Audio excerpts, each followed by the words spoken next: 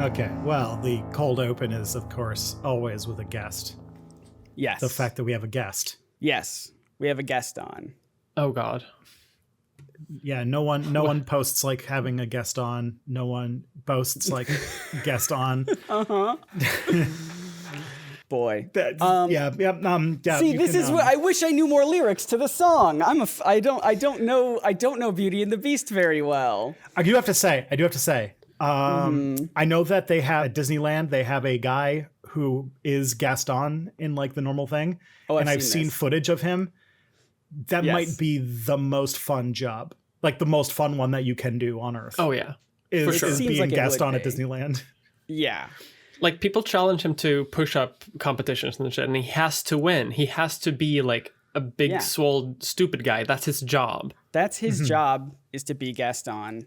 And to... Do you think they challenge him to a spitting contest? That was a part of the song, right? I'm looking up the lyrics to Gaston now, just so I know what they are. That feels like it wouldn't be allowed at Disney for Probably people to not. spit everywhere. I've said very specifically that if I ever, and I don't know if this is like not a thing that I'm on trajectory to ever do, but if I ever found myself an actor in like a piece of fiction, that no doubt 150% being the villain is the best job. There's no being main character, being a hero is boring. Being the over the top villain is the only way to go. Yeah, I mean, you can ask any Tom, Dick, or Stanley. They'll tell you whose team they prefer to be on. That was the lyric I just looked up for. There we go. Gaston. So this is an interesting way to talk because Scott. Yes, hi. And Mia Mulder of Mia Mulder's here. I am here. Yeah. I've been drafted into the podcast. Yeah, I am not by choice at all. It was no, absolutely not. We kidnapped her. You've kidnapped me all the way to Canada. Forced me to sit down to record this podcast. Yeah, that's correct. Using your alien technology. Yep. I'm actually right now, I think currently surrounded by the people I do the most professional work with in sheer hours. Because Scott and I podcast together, and Mia and I shoot the shit for 2 hours every other week. We discourse about Star Trek for 2 hours and sometimes answer questions about history. Yeah. So it's like all my people. And Mia, I've known you for many years now. Yeah. I'm turning out that's like, it's been like 5 or 6 years. No, 4 or 5 years now. Something crazy like that. Something like that. It's been a while. But I know that you're a fan of a certain science fiction franchise / recruitment ad for the Air Force known as Stargate. Oh yes. Stargate SG-1 particularly, but all of them are wonderfully good. Now, there is one Stargate that also shares a name with a fictional city that a bunch of white supremacists claim is real. Have you heard of this one before? I have heard of this one. Is this about Atlantis? It is! Hi, everybody. We're talking about Atlantis. We're talking about Atlantis today. Oh, Jesus Christ. That's fun. See, I like it. I like Atlantis because I'm a big fan of Aquaman. So that's where my interest comes in. I also know that there's a lot of people over the last couple of years who have openly admitted to just really having it down bad for the main characters of the animated Atlantis movie, like all of the main characters, I think. Oh, yes. I mean, of course. Yeah, those are the Disney movies that were like immediately after the Renaissance that are like when I started getting a little bit too old for Disney movies, but not old enough for Disney movies again. So it's kind of like in the zone that I missed. And it's like Treasure Planet and Atlantis. Yeah.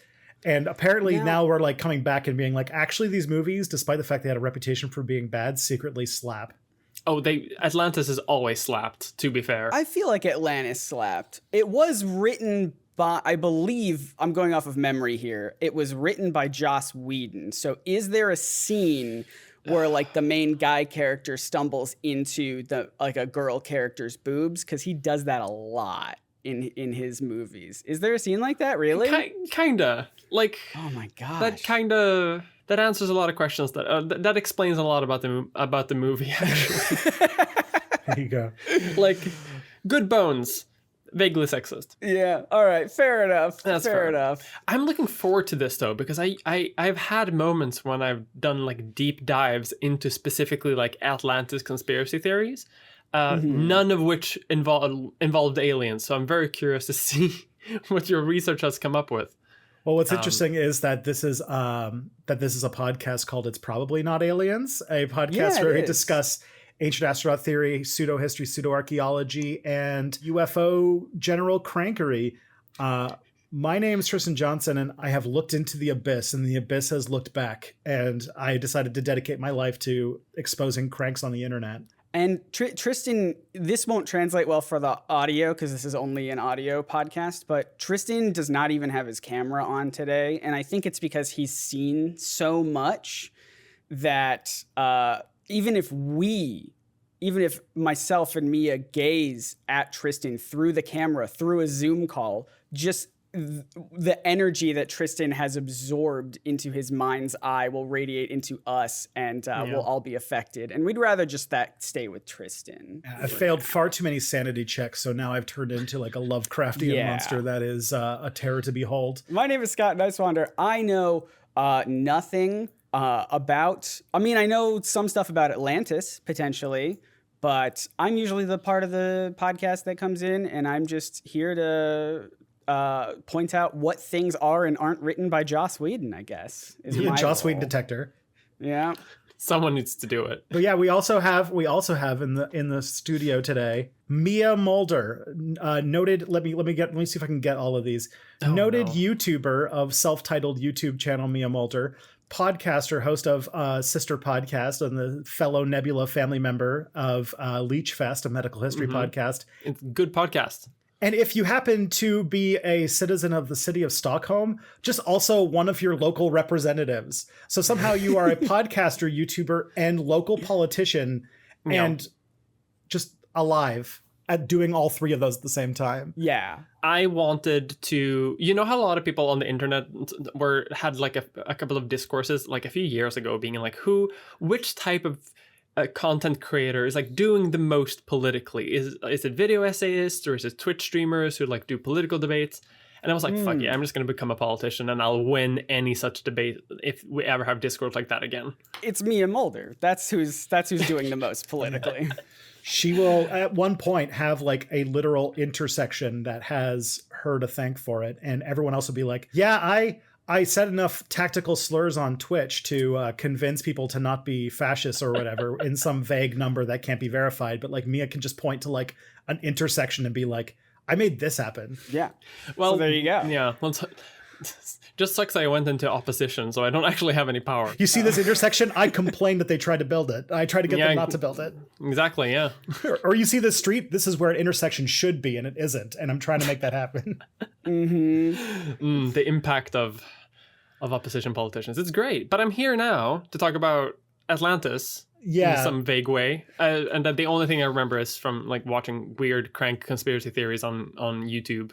Mm-hmm. So can I ask a question? Because I've never seen the Stargate anything of that franchise. That is Aliens, right?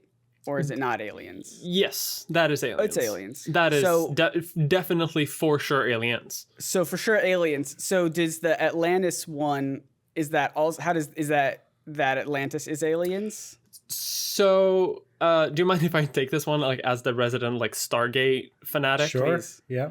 So Stargate Atlantis is a spin-off show of the original Stargate SG-1 where they find like a different type of Stargate from the normal Stargate, which works as like a teleportation device within our galaxy. But they find a different kind of one that takes you to a different galaxy, to a city built by the people who made the original Stargates. And it turns out that is Atlantis, the city / spaceship, which is underwater in another galaxy, Atlantis. That has super high technology, and they send a bunch of people over there and fight vampires. It's space vampires. It's wonderful. Yeah. That sounds awesome. It's a great show. It's so fucking good. And furthermore, I will say to this day, despite the fact that I have some pretty serious sci-fi bona fides, my only Stargate experience is still the movie. That is still the only thing that I have seen. The 1995 film that not a lot of people remember. Much like Buffy the Vampire Slayer, the movie, is not a thing that people think about when they think of that franchise. They very much think of the TV show. Also, Joss Whedon, obviously. I think we all knew that one. Good job, Scott. You're earning your pay here. I'm doing it. The Joss Whedon detector. It's so fun too because the show itself like changes so much from the movie. The movie is basically irrelevant. It's like there to like, okay, Stargate exists, whatever. Like a vague nebulous existence in the lore. We don't care. Now we have a whole new thing. We just liked the circle that you went through, and that was fun. They had the prop left over from the movie, and they're like, let's make a show out of this prop. Lasted for 800 seasons. All right, so Atlantis feels, I mean, we've made a lot of cultural references to Atlantis at this point. It feels like fertile ground for alien conspiracy theories at this point. What is the claim that we're going to be tackling today, Tristan? All right, I need to paint a picture because people... Let me get the sound effects. Okay. 1 second. Well, I'll paint you a picture here. Where's my... There it is. So as we are cracking open a new episode of Ancient Aliens, I was thinking, hey, what is some content we could do? Because we're getting Mia on the show, obviously. And I'm like, I need something that Mia will be able to have fun with. And then I open it up and we see like water, and then I see some ruins. And I'm like, wait a minute. No, I know that ruin. And then they show the Yonaguni monument. And I'm like, oh, I know that ruin. And then we get this long L cut of someone talking. And I'm like, I know that voice. And then all of a sudden, Gramcock out of the void appears on the screen. No! And then I realized that we are sitting in an episode of Ancient Aliens called Underwater Worlds. And this is, Gramcock has returned to tell us that thousands upon thousands of years ago, if not tens of thousands of years ago, literally like in the Pleistocene, there was a hyper advanced civilization that between fighting the Finns and the Koreans were having had a super powerful civilization that fell for reasons not super given. And the evidence is that there's all of these ruins that are far beneath the ocean. And so they could only have been built at times when the water levels were a lot lower, i.e. during the Pleistocene, the Ice Age. And that's the same thing. And the best thing about Ancient Aliens is that they will never, ever look a grift up in the mouth and do anything. So what they did is they just let Graham Hancock push basically what we saw in the show Ancient Apocalypse on Netflix. But then they were like, then there's like obvious parts where Graham's not in the room where they're like, and what if the reason they had all this technology was aliens? There it is. So wait, does Graham Hancock he doesn't believe the aliens thing? Not typically. That's not his usual go-to. Although we did mention that he has at times been alien adjacent. He has in one of his books where they had not yet gotten a high resolution picture of the face of Mars, used the face on Mars to say that was evidence that humans came from Mars. But what? But that that's the stupidest way to interpret that. the face on Mars is like built by intelligent beings. Oh, so that means humans came from Mars. There's so many other batshit ideas that are even more plausible than that. You could just say that like, oh, we had once went to Mars, or fuck, that's stupid. That's so stupid. For the rest of this episode, Mia, it might help you to make sense of Graham Hancock's theories that a lot of his evidence for his claims are that he received them while taking psychedelics. After my own heart. Yes. So the machine elves apparently told him that humans came from Mars or whatever. Do you think if aliens look at Earth and they saw like the pyramids, they'd be like, triangles came from Earth? That's where they came from. Triangles originated on Earth. Who knows? Before then, there were no triangles. It was all spheres. It was weird. Who's that guy who came up with trigonometry again? Pythagoras. Pythagoras is an alien. Yeah, that makes sense. We have talked about sacred geometry, and Pythagoras actually does play a weirdly large role in a lot of the crankery that we get. So yeah. We're talking today about Atlantis, and Atlantis is a very strange meta conspiracy. So I think what's going to happen is that we are starting today by giving you the story of Atlantis and the general story of Atlantis crankery, and a few things they point to early in the episode. But there's a lot of episode to get through, so I think that we are going to almost have like Atlantis themed episodes for like a little bit, where we're going to have to go into a few things.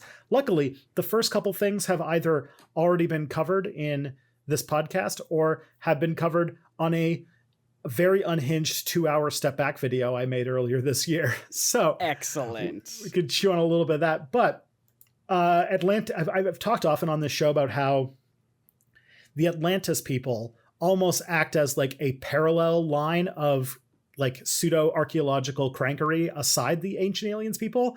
Like those are the two genders of pseudo history, basically, or of pseudo archaeology. And they do cross over quite a bit. But like if you open like the Wikipedia page for pseudo archaeology, it is a picture of Graham Hancock and a picture of Eric von Daniken. So these are very much the two streams that do cross over from time to time, but the two genders of pseudo archaeology. There might be a third one, which is just nationalists, but that's a different story altogether. Cool. I would argue for a fourth gender, which is just Russians, because Russians have like their own weird flavor of like weirdly historical pseudo archaeology. That is true. That is true. So the thing is that I don't even think I need to do a lot of introduction for Atlantis. Like I feel like it's such a culturally pervasive idea that if I were to say Atlantis to people, you would generally have an idea. Like big island nation, very powerful, that then due to their hubris was sunk into the sea by something. And that story has been used for Disney movies, for Stargate spinoffs, but also for other things. Like Mr. Seaman. Mr. Seaman. Sure. That's his name. Arthur Seaman. Arthur Seaman. That was his. You know how all the comic book characters always have names that are like symbolic of their powers? That was his. Aquaman's true identity is Arthur Seaman. and so like I feel like it kind of goes. It's just like a big old deal that has been pervasive, like a lot of weird stuff that came from the Greeks. I want to start by actually like doing a thing that maybe people don't do very often, which is, Atlantis through osmosis, but like, where does all this shit come from? And like all weird stuff that cranks and borderline white supremacists believe in, we start in Greece. This is some Plato shit, isn't it? It's very much Plato shit. So Atlantis is from literally writings by Plato, where he described that there was this powerful naval empire that forsake the gods and sank into the Atlantic Ocean. They can be mostly found in two works, his dialogues, Timaeus and Critias. You're the one who's going to Greece next week, so you should probably be able to pronounce this better than me. I made a choice to not learn a single thing, to just be the most obnoxious northern Scandinavian tourist. Two heroes. That's the most you need to know, right? Much souvlaki. Dos cervezas, por favor. Oh God. Okay. Is that a Beetlejuice reference? That's good. In these dialogues, Plato follows reports from a guy named Solon, who's an ancient Greek who went to Egypt around the years 590 to 580 BC and translated ancient Egyptian records about Atlantis because, as I've talked about in like the sheer fucking weird scale of timeline, by ancient Greek times, Egypt is considered ancient. Yeah, it's old. We've talked about this a lot. Egypt is old. Yeah. So they were saying that like Solon went to Egypt, this ancient society. This is like, 2,500 years ago, it was ancient, to go and look at the records about Atlantis, and finds that there's this story about a powerful confederation of kings on this huge island in the Atlantic Ocean, so big that it was larger than both Libya and Asia. Keep in mind, Greeks at this time had a skewed concept on how big Asia was. So they were talking about it's like bigger than the Middle East and Libya. I see. And even then, Libya is like 2 cities. The Middle East to them is like 4 cities and a big river. The known world. Yeah, for sure. Yeah, and the thing is that it's used in a bigger part of Plato's general work, which is the thinking about what the theoretical best society would be. Plato's probably best known for his book, The Republic, which we know of today because it was translated from Arabic. Thank you very much, Muslims. White supremacists get fucked. But anyways, Plato's Republic is basically this imagination of a plutocratic society, this like ideal republic where We make philosopher kings who are trained from birth to be the best leaders that they could possibly be, made of virtue and warriordom.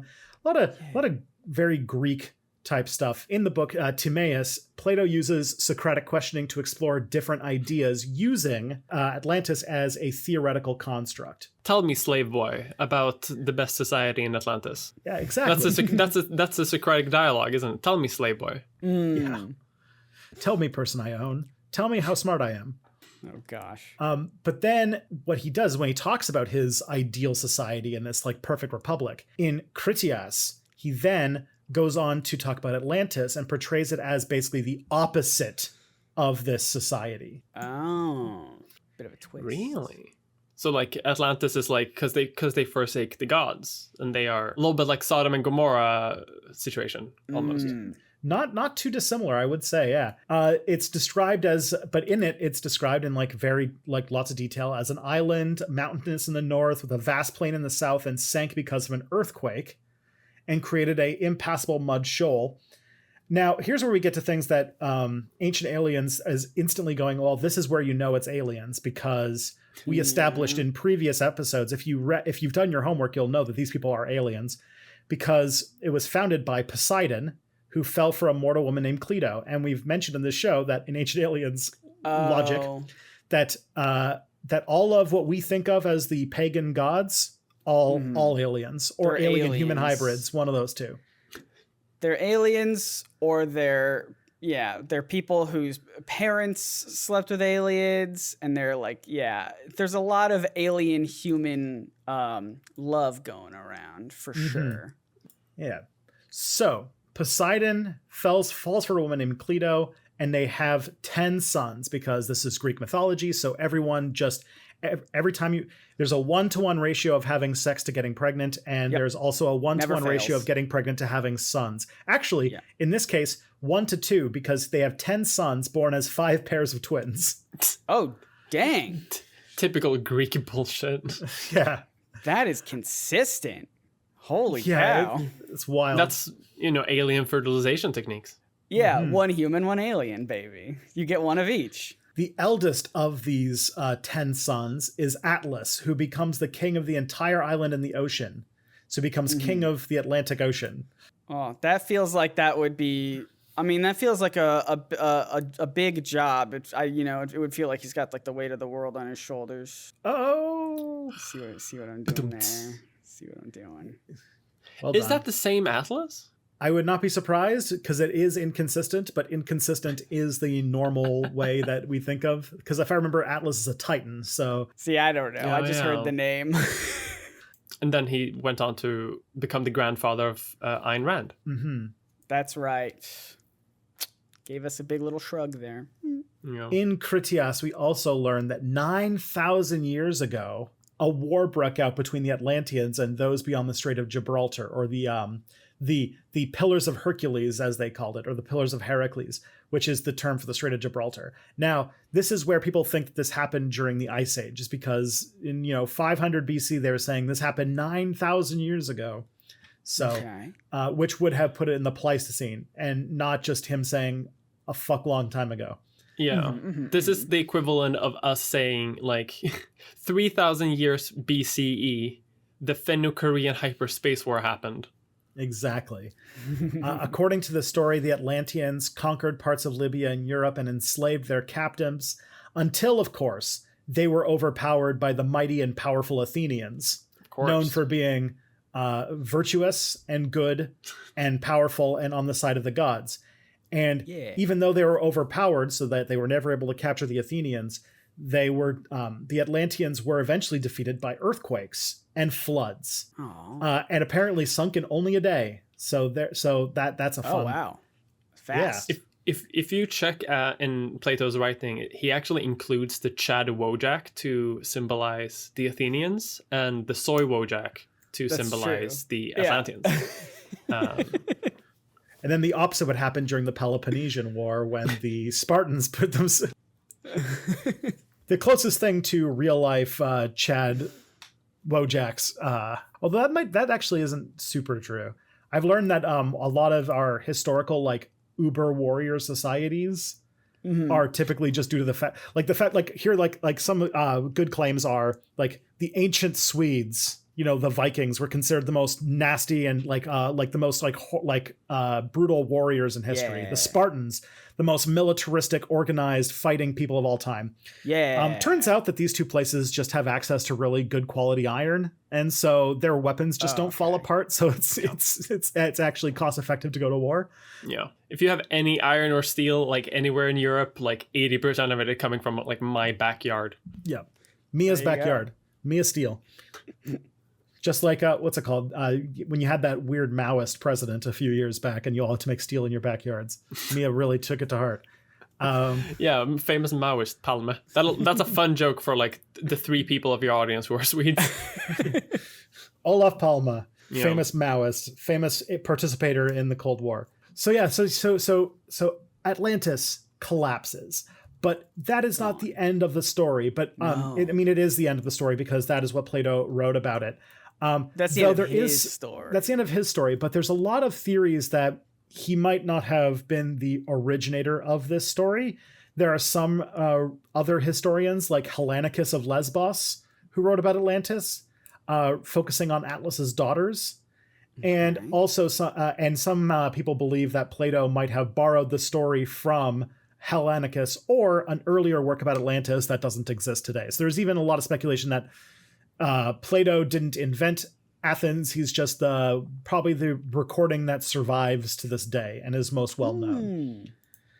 Interesting. Yeah. Unfortunately, when it comes to Greek writing, everything that didn't make its way to Iraq has basically been destroyed. So we don't really, all we have that survives is whatever could be brought out by the Greeks to the House of Wisdom in Baghdad. And so not only do we not have surviving original texts, but everything that we have is translated from Arabic. So we also have to deal with like the translation and retranslation of that as well. Yep. Yeah.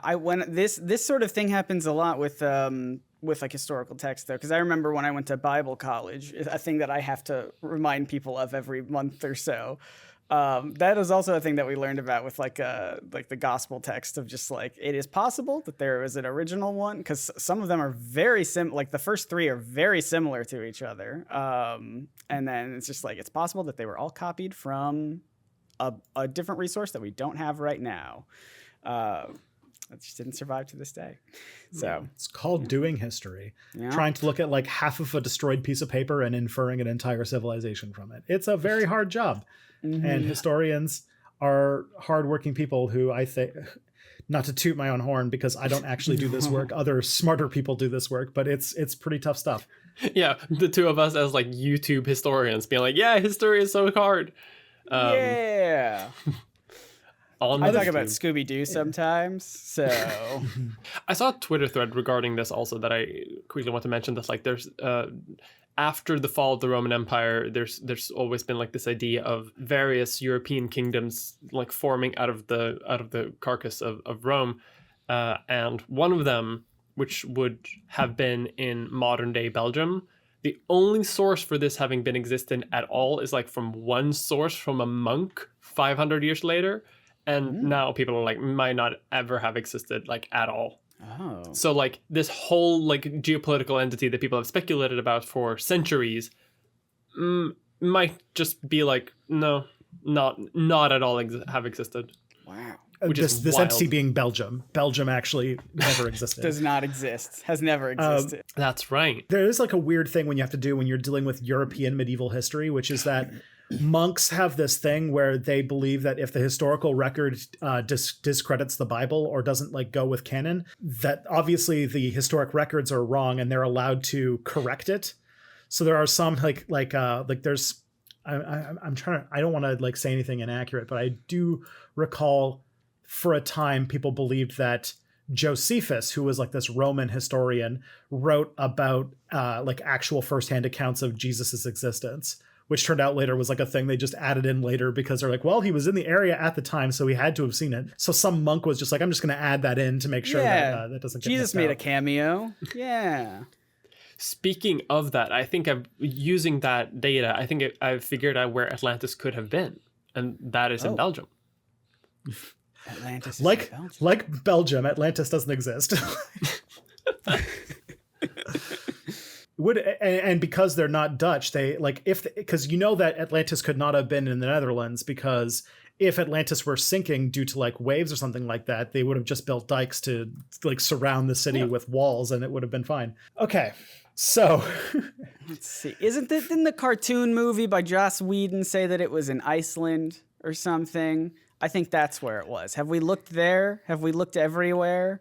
I think it was like somewhere outside of Iceland, but they sort of traveled through Iceland, like through some like volcanic vents, I think. Because I think there was a joke at the beginning of the movie where they looked in Ireland first, and it was like, no, we got the one letter wrong. It was Iceland, not Ireland. Oh yes, funny you should say that. We'll get into it a little bit later, but there is some people who believe that the writing about the ancient peoples wrote about the existence of Atlantis.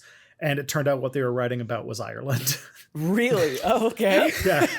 They used to refer to this mythical land called Hyperborea, which some like cranks have latched onto as like this fantastical land, but it's almost definitely them writing about the existence of Ireland. That's funny.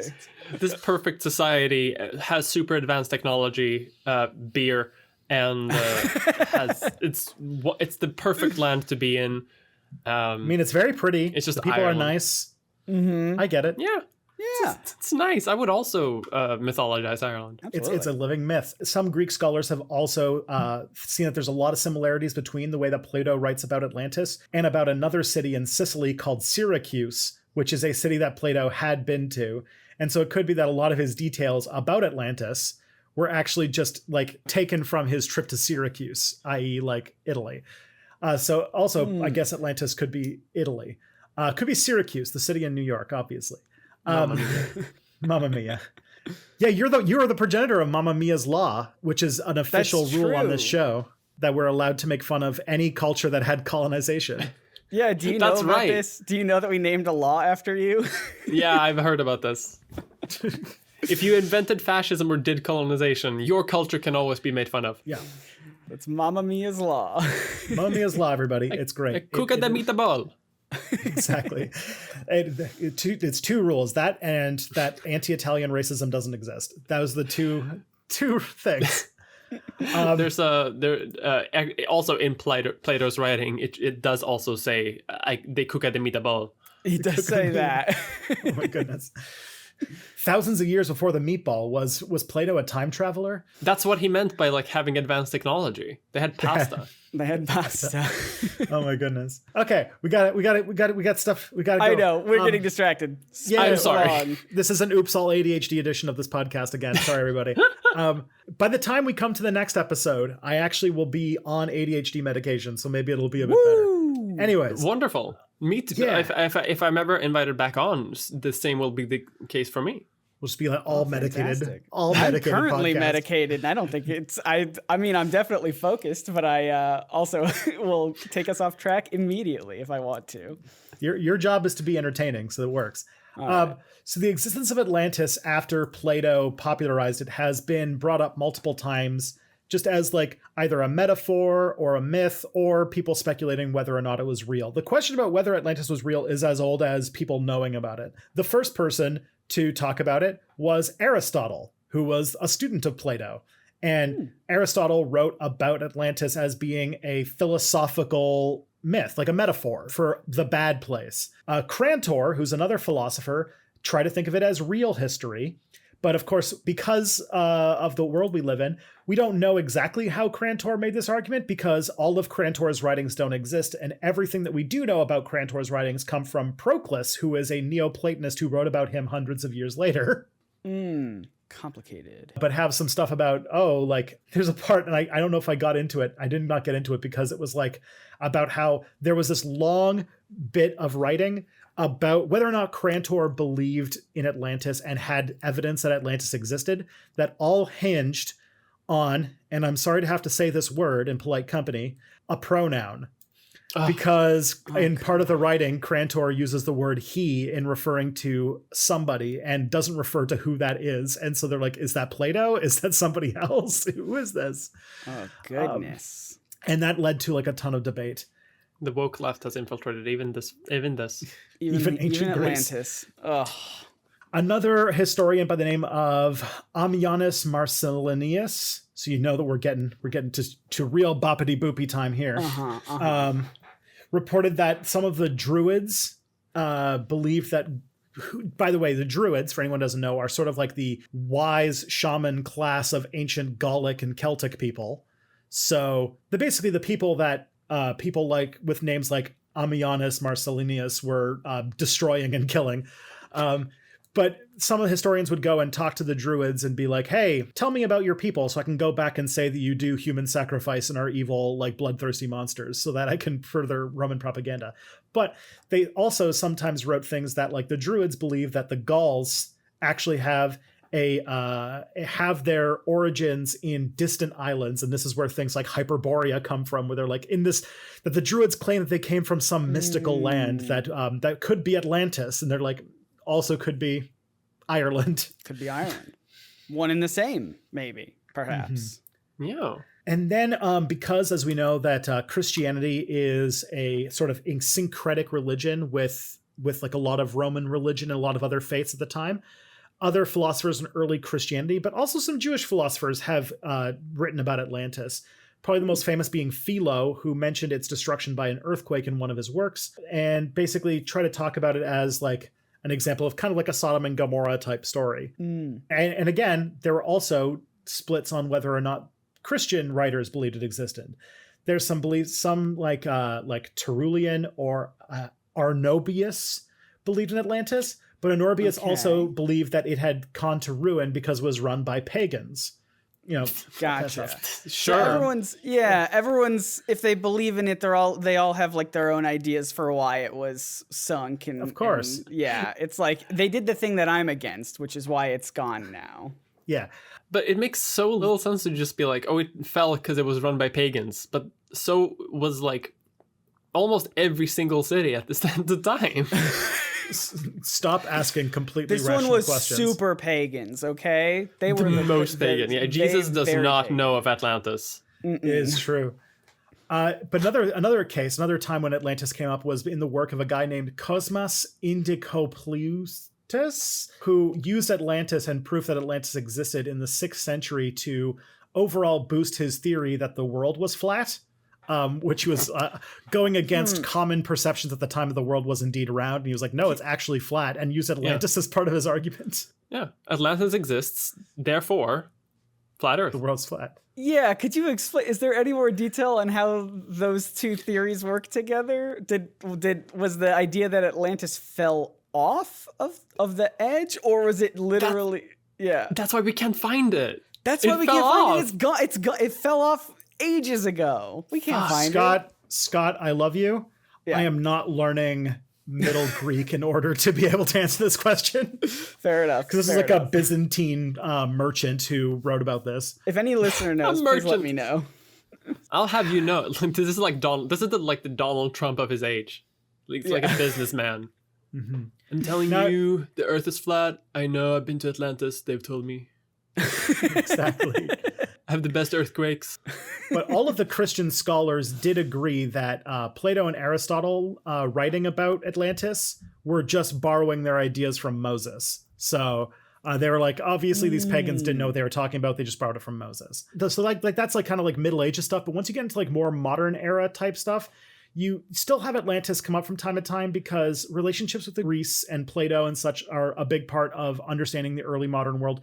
Obviously, as you noticed, all of the Christian writers were all Greek because they were the only ones who were actually interfacing with this kind of philosophy, because in the Middle Ages, a lot of Latinate theologians thought that reading Greek philosophy was heresy, and that's why they destroyed most of it. And that's why the only people who saved it were the Muslims. Fun fact. That I've now brought up 3 times. This Greek smut. Yeah. Did they think that everyone was borrowing ideas from Moses? Because like Moses could be the one that could part the sea and then find Atlantis for us. Maybe he knows where it is. He loses a +3 staff of water bending to. But like, does he do that like on the regular Moses, or is that just like a one-time thing he did? Yeah, I thought that was like a one-time deal. He could do it again. He visits regularly.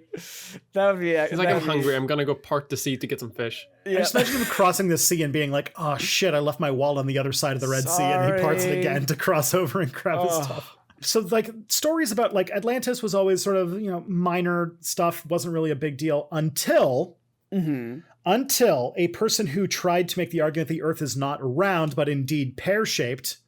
Okay. Oh, we're talking about the bad man. Yes, a man who believed in a pear-shaped Earth managed to con the Emperor of Spain into giving him a lot of money to get on caravels and cross the Atlantic and find India, but instead he found and was responsible for the beginning of the destruction of what we call the Americas.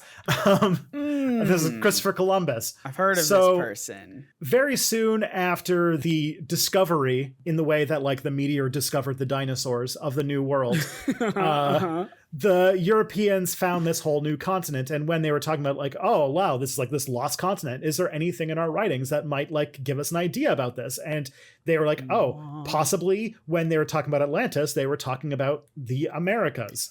I could Like be in all of Atlantis right America. now.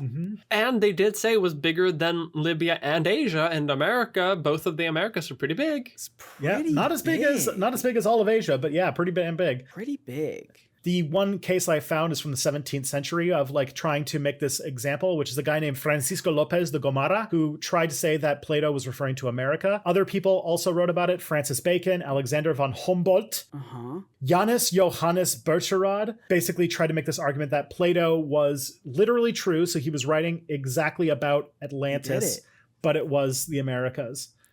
Atlantis was all around us this whole time. Yeah. And here's the part, and this will sound very familiar to a lot of people in listeners to this podcast and people who deal with Craigism, is that their evidence that they typically pointed to happened to be in Mexico because they went to the Yucatan Peninsula, saw the ruins of the Maya civilization, and were like, well, the Mayan people here who are unwhite could not possibly have built all of these massive, like these pyramids and this like sophisticated civilization. So an ancient people who were definitely white must have built all of this.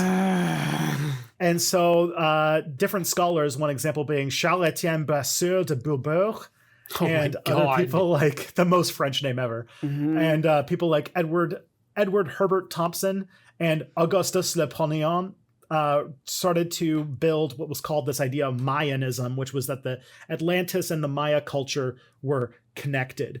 Brasseur de Bourbourg was... Sorry. De Bourbourg was like a Maya translator and wrote this detailed history of Mesoamerica, and tried to say that the Maya were descended from the Atlanteans, who were the Toltecs, which is another Mesoamerican civilization. Namely, one that does not speak Maya. They're a Nahua-speaking civilization from like further north. But okay, he lost his credibility though by saying this. Yeah, I mean, obviously. Yeah, he should have. This reminds me. I mean, maybe you'll deal with this a bit later because, like, I remember in my own crankery, reading about how Tenochtitlan was also a contender for Atlantis. So not necessarily on an island, but because Tenochtitlan also had like the advanced waterway system with like the rings that they often talk about, like with mountains in the north and plains in the south. Like that's Mexico City, baby. So yeah. So I will say that people, as we see here with this Toltec connection, a lot of Europeans weren't, especially Europeans writing about the history of that region, were not super interested in the fact that these were two extremely different linguistic groups with completely different cultures.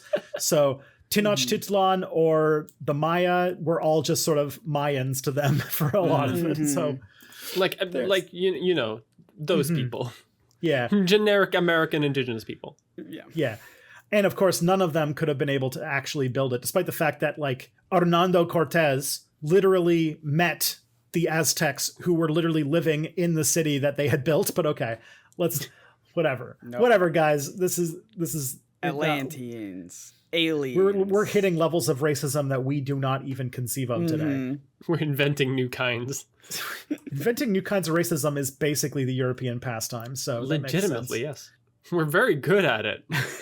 Another famous work trying to make this connection was a wonderful story I just mentioned about a guy named Augustus Le Pognon. So here's some great news. This is one of the people who did the earliest archaeological works on Maya ruins. And in his interpretations of it, started making stories that determine that not only are these definitely Atlanteans, but also this shows evidence that him and his wife are actually descendants of the Egyptian gods. And also that they are biologically linked to another person named Heinrich Schliemann, who is known for being the, quote, discoverer of Troy. Now, everybody who knows anything about pseudo-archaeology or the history of a certain political movement that took hold in Germany in the 1930s and 40s will know when you think about Heinrich Schliemann, you're like, oh, we're going this way. Okay. Oh, wonderful. Didn't they also have like, because I remember a vague story of like an archaeologist who thought that his wife was like a descendant and like reincarnation of some ancient god. Are they also connected to like the idea of like the big fake continent in the middle of the Pacific? Or is that is that a different weird Crank Island conspiracy theory? This is new to me. Oh boy. I mean, this guy focused on Mexico and Peru and stuff like that. So who knows? But I mean, I think that pseudo-archaeologists definitely borrow a lot from each other, and their stories being mutually inconsistent has never really been super important. How did they like incorporate themselves into it though? That's not really something that like archaeologists do, is write themselves into the narrative. Yeah, self-insert fan fiction is the absolute worst. Especially in archaeology. That's so weird. You know, I have this thing where when I'm making my YouTube videos and I have a subject, I like jokingly ask myself, how can I make this about me? And that's a joke, and it's mostly just me trying to find like the human element of whatever I'm talking about. But they are literally being like, I'm doing archaeology. How can I make this all about me? Le Pognon had this argument that the Maya civilization was older than Egypt, and that he became marginalized when people started in the 1880s, when people started to really come to the conclusion that, you know, they started doing real archaeology and realized that maybe that's not the case. But then he also started saying some other gems, like that he found Freemasonry symbols in ancient Mayan text. Fuck yeah. Now we're talking. Now we're talking. Awesome. And then loop it all. And then here's the part. I love this. I just went to his Wikipedia page to take a quick look. He and Alice constructed an imaginary and with like quote unquote history, with the Maya sites in the Yucatan being the cradle of civilization, with civilization then traveling east first to Atlantis and then later to ancient Egypt. The Le Pognons named kings and queens of these dynasties and said that various artworks were portrayals of such ancient royalty, such as the famous Chakmul, which is like a famous statue in the Yucatan. And the Le Pognons detailed a fanciful history of Queen Mu and Prince Ko, known as Chakmul, with the Prince's Ko death resulting in the erection of monuments in his honor. So basically they just made up a bunch of shit. I love that. That's awesome. That's like peak 1800s science there, right there.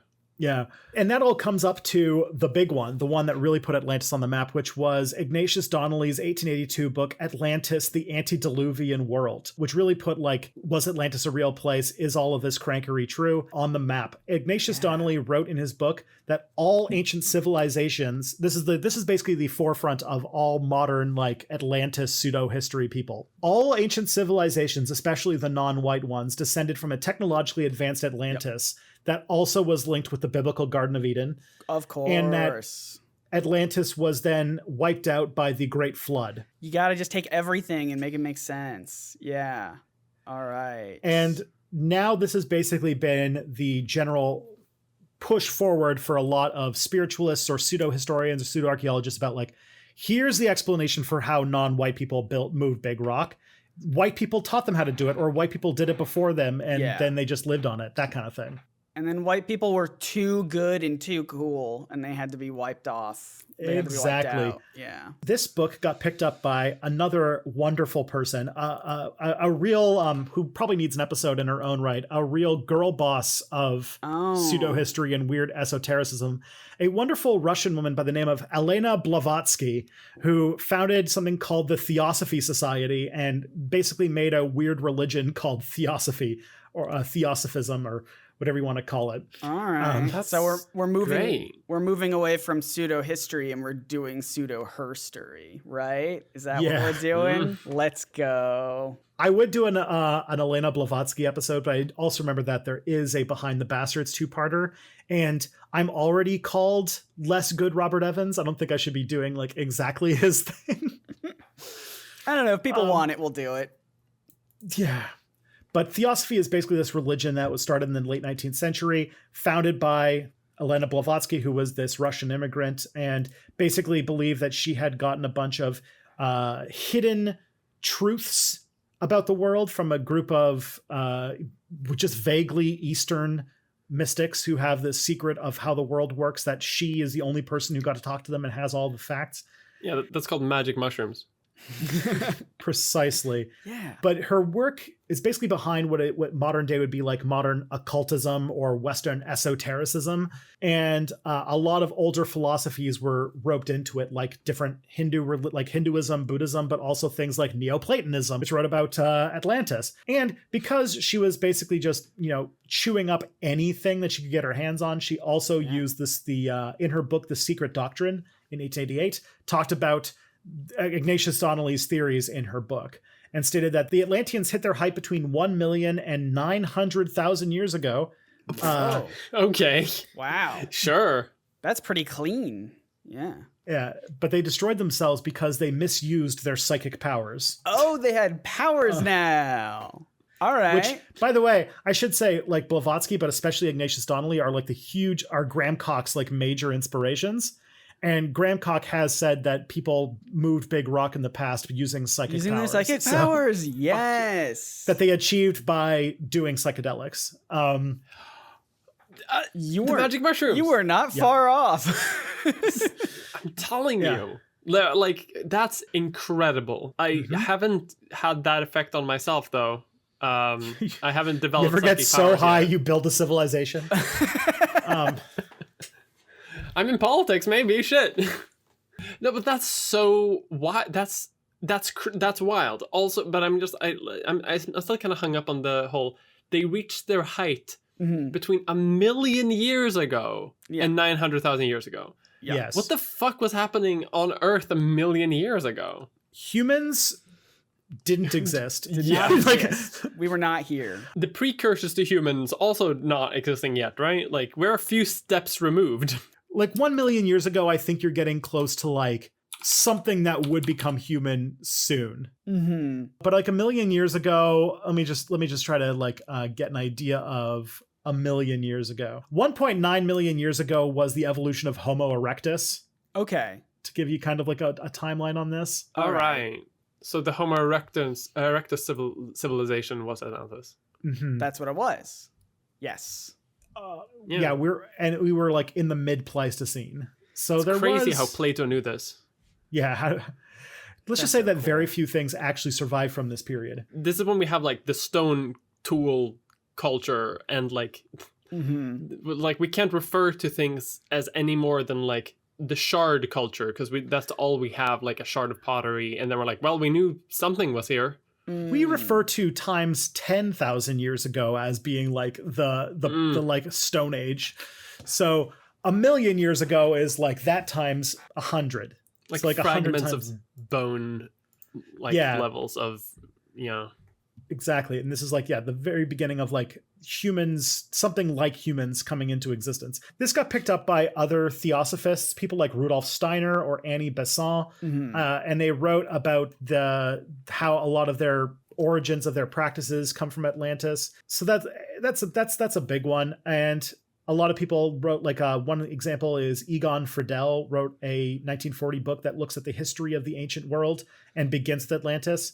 Of course. But the thing is, what we're missing here is that Plato wrote about Atlantis as a threat. They were the bad guys of the story.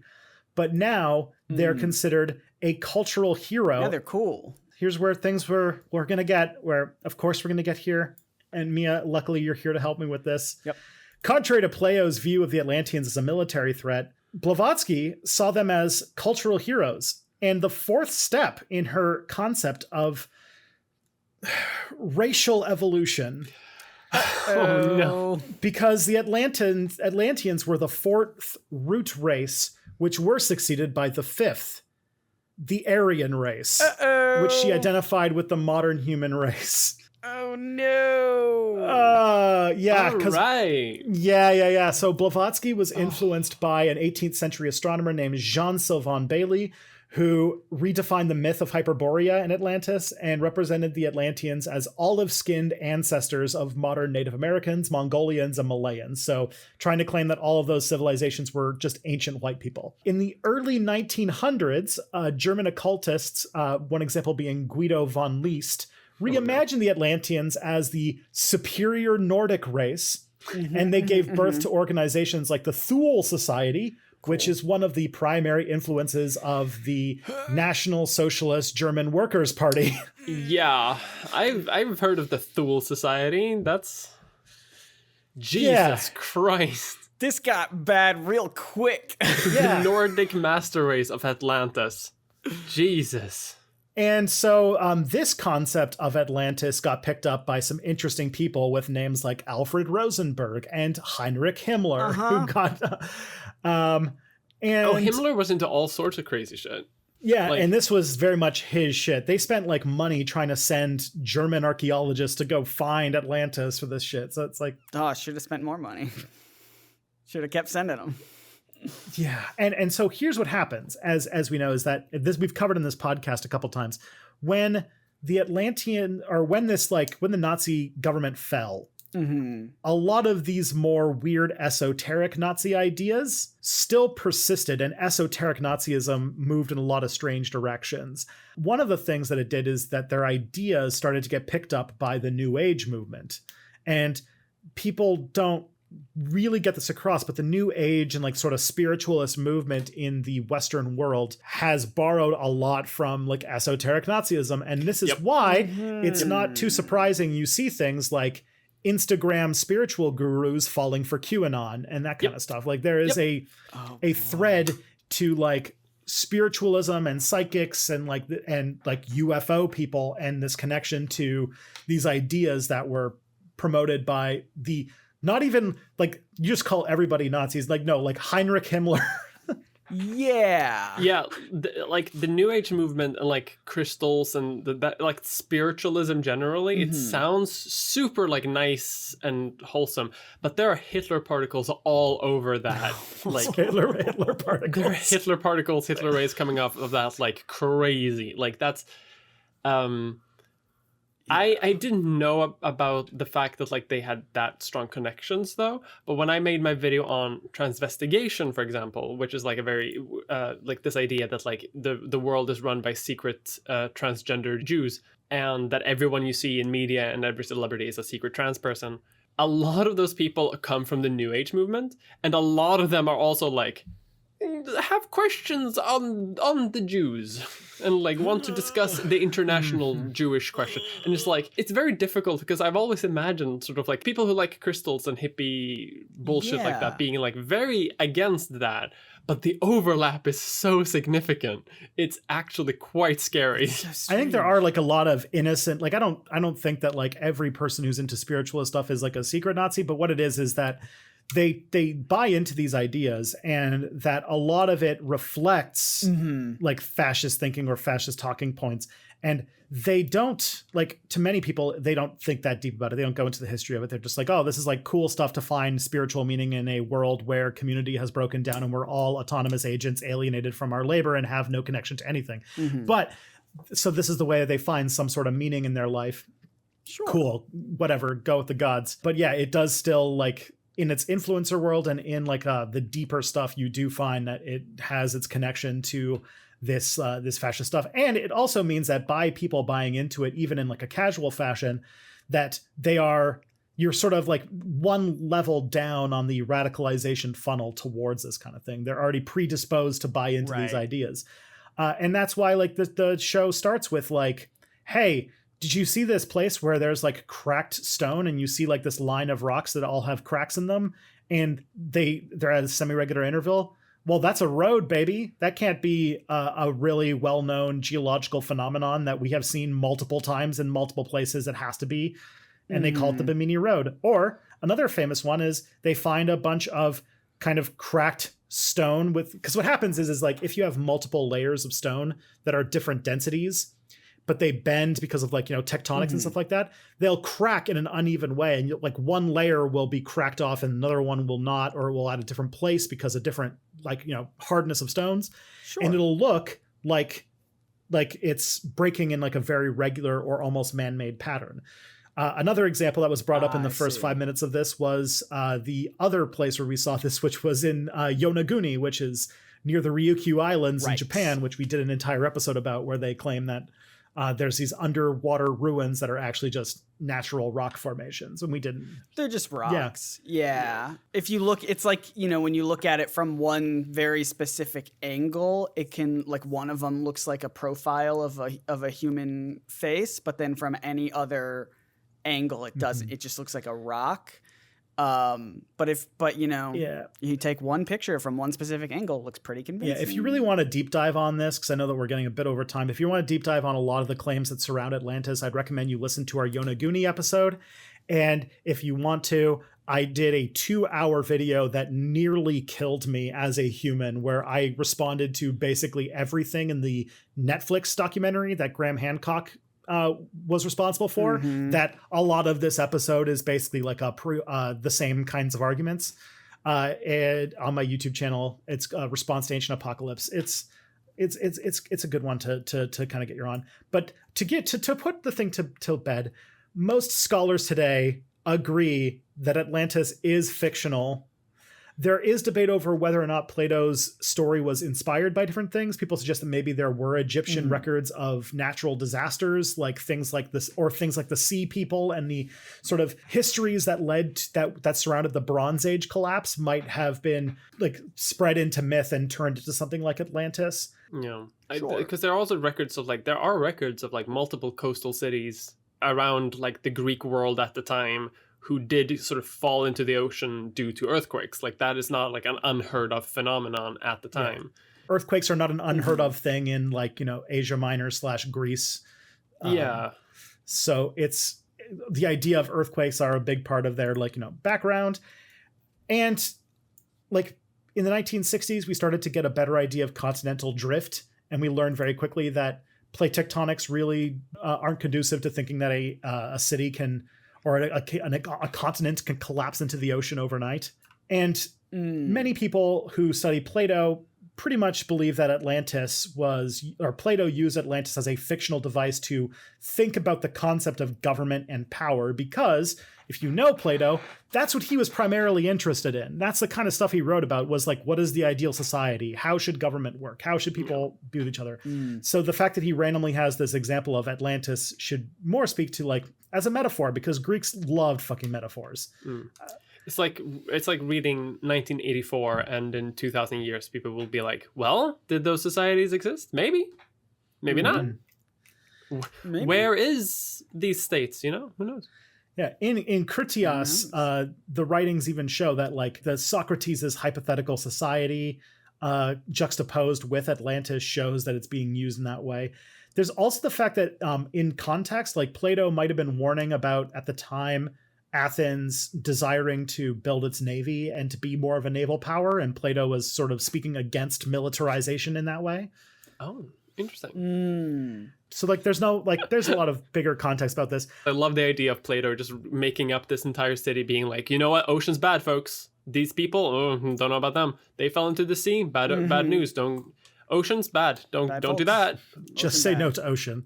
Just say no to ocean. Invest in philosopher kings. Yeah, ocean. Not even once. And Atlantis has also been the progenitor of a bunch of other lost ancient civilizations. I think that I should just point to the fact that Mia did a whole video on the Russian version of Atlantis, which is Tataria, the idea that there was this ancient Central Asian empire that basically ruled the world, and that a lot of huge buildings are just like the tips of these like uber mega buildings that are all buried underground. Very good video, and definitely would be a good pairing with this one if you're looking for a good wine pairing with a Mia video and this. Oh, thank you.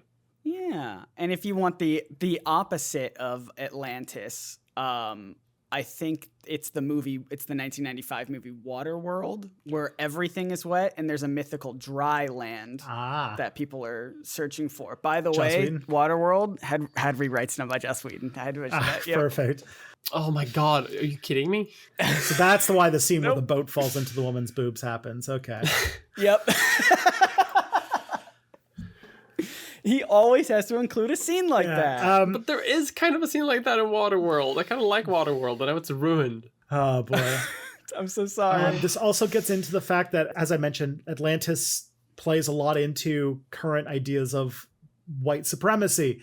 I talked about this at length in my Ancient Apocalypse video, but like Ancient Aliens, Atlantis is often used to dismiss non-white cultures and give them a white background. A lot of current people who write about Atlantis extensively in their work, including people who were on the supposedly not racist Graham Hancock's documentary Ancient Apocalypse, are people who write about Atlantis specifically to dispute the out of Africa theory of humanity and to try to dispute that black and white people even are the same species. And many who write a lot about Atlantis have white supremacist connections and in some case openly racist views. One big Atlantis writer literally says that he's a defender of white people, so of the white civilization. Oof. And the other thing I kind of mentioned too is that, like, in the greater context, us being tolerant or dismissing this kind of stuff as just like harmless crankery and not really interrogating it for how damaging it can be is enabling a radicalization pathway to the far right in a time when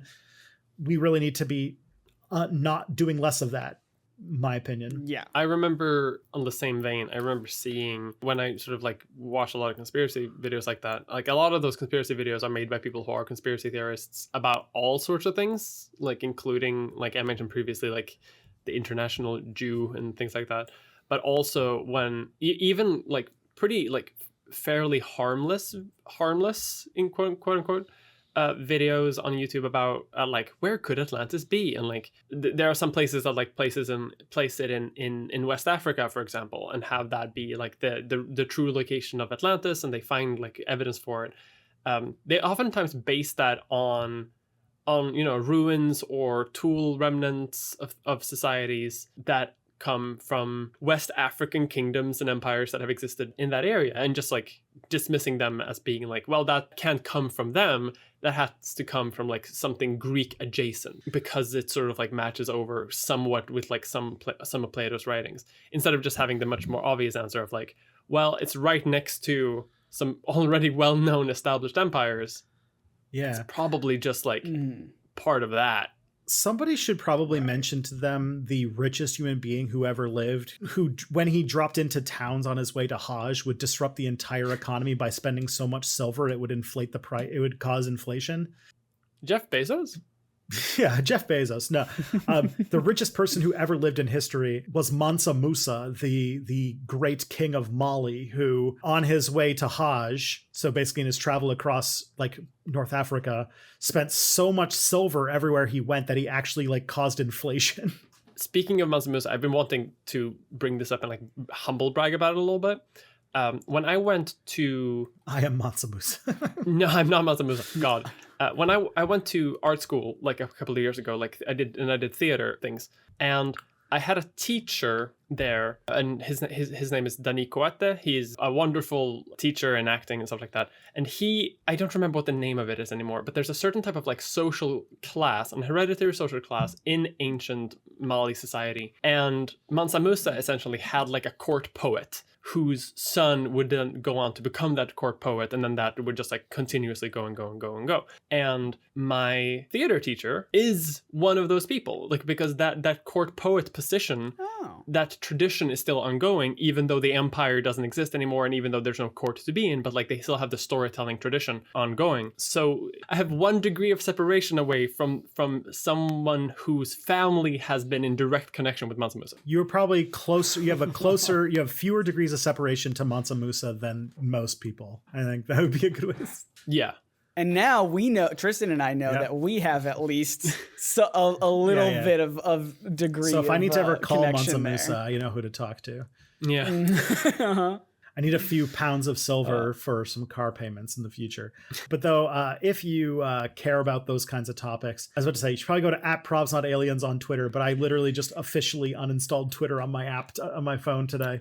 Congratulations. But you should go to Probs Not Aliens on whatever replaces Twitter by the time this comes out. Find us anywhere. It is a nightmare right now of I don't know what to use. Blue Sky, Twitter, Threads. I don't know anymore. Tumblr. I used Mastodon for 2 months and I just didn't like it very much. So, I don't like Blue Sky either as don't much, so I get it. But one thing you can do is subscribe to Mia Mulder on YouTube or on Nebula. Yes. Can you tell people a little bit about what kind of stuff you do and where they should go to find it? I have no idea what the kind of stuff I do. I make video essays, and they're fun, I guess.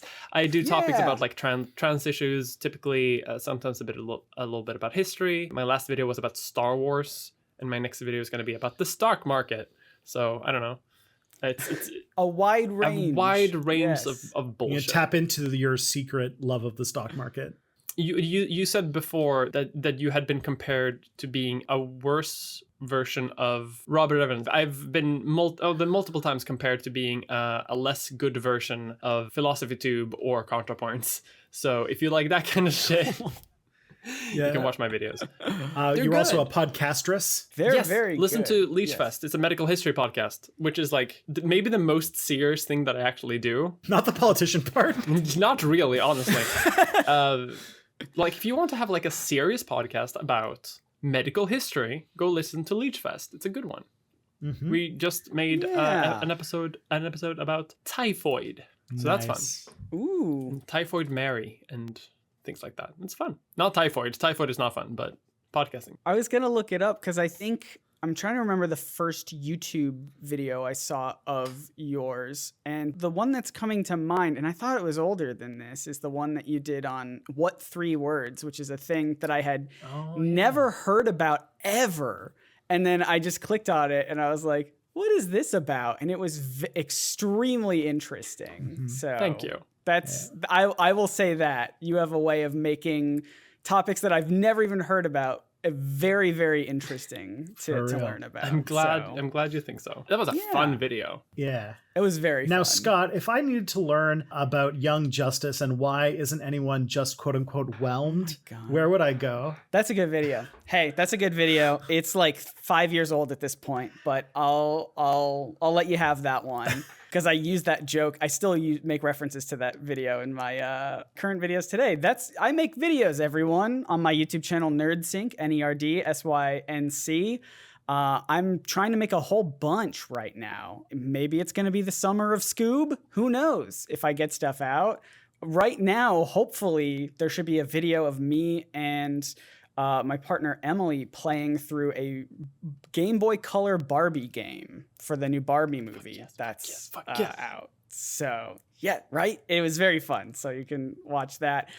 Tristan, where can you've plugged your videos so much in this episode, but where can I find you and your stuff? If you want to say it again. Yeah, this is very deep in Tristan territory, so that kind of makes sense. My channel's called Step Back. I try to talk about why maybe to make the world make sense, you should understand the past. That's sort of my general shtick. If you want my, right now, if you tune into nebula.tv/stepback or Step Back on YouTube, you'll find that, hopefully, I've made a video about artificial intelligence. I think the title of the video is going to be, Would Karl Marx Hate AI?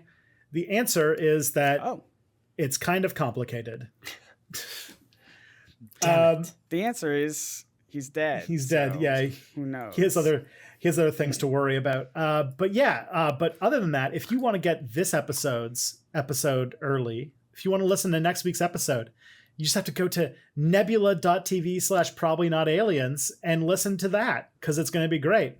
If you don't want to do that, if you want to help out the show, you can always give us reviews on all of your podcast apps of choice, because those really help us get more exposure and have people, check out our show. Yeah. And of course, you can always do the best thing for any podcast. Tell your friends. Tell your friends. Put it on USB sticks and throw it at them. We always say that. Tell them to go to probsnotaliens.com. It's the best place where you can find all the links to where you can listen to this show. Until next time, thank you, Mia, for joining us for this episode. It's very fun. Of course. Thank you for having me. Yeah. This has been great. Yeah. Until next time, I'm Scott Nicewander. I'm Tristan Johnson, and the truth is out there. Oh